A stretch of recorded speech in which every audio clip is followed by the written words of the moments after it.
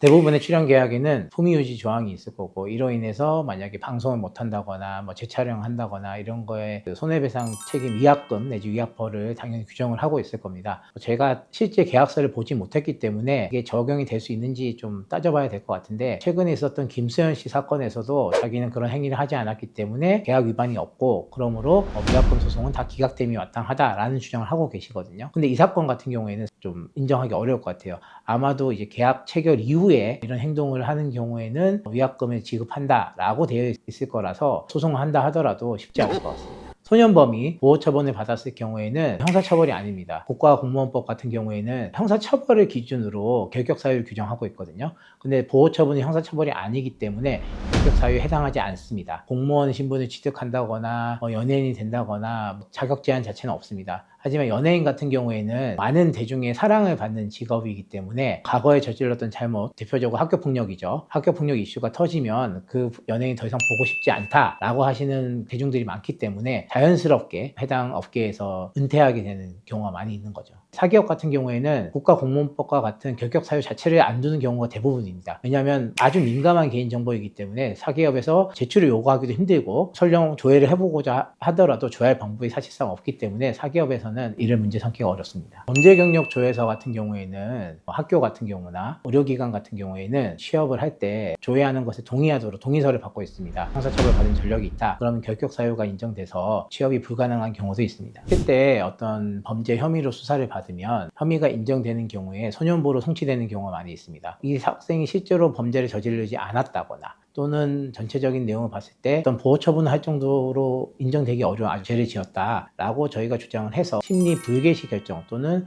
불처분 결정을 내려달라고 요구를 하고 있습니다. 최근에도 저희가 다소 억울하게 소년부로 송치된 사건이 있었는데 불처분 결정을 받은 적이 있습니다. 우리 아이가 10대 때 범죄를 저지를 수 있죠. 그런 사건의 경우에는 첫 번째로 잘못을 인정하고 깊이 반성하고 피해자에 대한 진정한 사죄와 피해 회복을 위해서 노력을 합니다. 잘못을 한 이후에 더 조심하고 더 잘 사는 것이 중요하겠죠. 소년법은 소년이 건장하게 성장하도록 돕는 것을 목표로 하고 있습니다. 부모님께 제가 항상 드리는 말씀이, 아이가 잘못을 저지른 것을 돌이킬 수는 없다. 하지만 앞으로 아이를 어떻게 좋은 어른으로 성장시키실지는 부모님께서 평생 관심 있게 지켜보셔야 될 부분이라고 말씀을 드리고, 학생한테도 이런 잘못을 저지른 것을 얼마나 큰 범죄가 될 수 있는지를 얘기를 해주고, 평생 경찰이나 검찰의 수사기관에 수사 경력이 남기 때문에 이걸 알고 조심해서 살아야 된다는 부분을 알려주고 있습니다.